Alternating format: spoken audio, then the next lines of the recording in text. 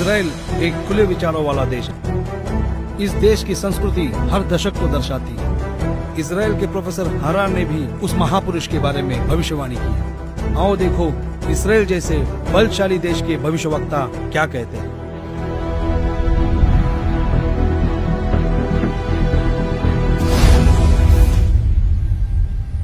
Israel के professor हरार के अनुसार भारत देश का एक दिव्य महापुरुष मानवतावादी विचारों से आध्यात्मिक क्रांति की जड़ें मजबूत कर देगा।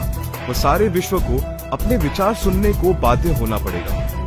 भारत के अधिकतर राज्यों में राष्ट्रपति शासन होगा, पर बाद में नेतृत्व धर्मनिष्ठ वीर लोगों पर होगा, जो एक धार्मिक संगठन के आश्रित होंगे। सदियों से की जाने वाली भविष्यवाणी का जब रहस्य खुला तो साक्षात उस दिव्य महापुरुष के दर्शन हो गए।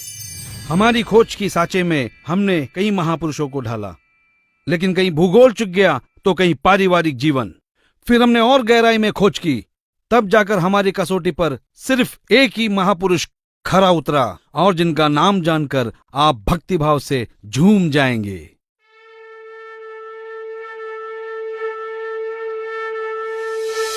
जी हाँ, जगत गुरु तत्वदर्शी संत रामपाल जी महाराज ही वो महापुरुष है जो इस पृथ्वी और मानवता का उद्धार करने के लिए हिंदुस्तान में जन्मे हैं। जगत गुरु तत्वदर्शी संत रामपाल जी महाराज ही वो महापुरुष है जिनके बारे में दुनिया भर के भविष्यवक्ता अपनी भविष्यवाणियों में कहते आए हैं।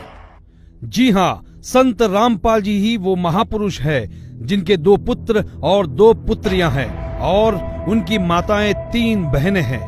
वो महापुरुष संत रामपाल जी महाराज ही है जिनका जन्म 8 सितंबर 1951 में पंजाब प्रांत में हुआ।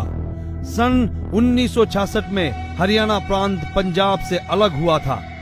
जी हाँ, वो महापुरुष संत रामपाल जी है जिन्होंने दुनिया के सारे संतों को आध्यात्मिक ज्ञान चर्चा में निरुत्तर किया है।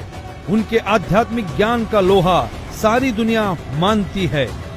संत रामपाल दास जी का जन्म 8 सितंबर 1951 को छोटे से गांव धनाना, जिला सोनीपत में, उस समय पंजाब प्रांत वर्तमान में हरियाणा में हुआ है, जो 7 सितंबर 1971 में 20 वर्ष के होने वाले वो महापुरुष कोई और नहीं, संत रामपाल जी महाराज है। अपने ज्ञान के बूते संसार को हैरान करने वाले वो महापुरुष संत रामपाल जी महाराज है। देशद्रोह का झूठा मुकदमा जिन पर लगा है वो कोई और नहीं, संत रामपाल जी ही है, जिनके सिर पर सफेद बाल है और न दाढ़ी और न मूछ है। वो संत रामपाल जी ही है। दुनिया से सारी बुराइयों को खत्म करने वाले कोई और नहीं, वो संत रामपाल जी ही है।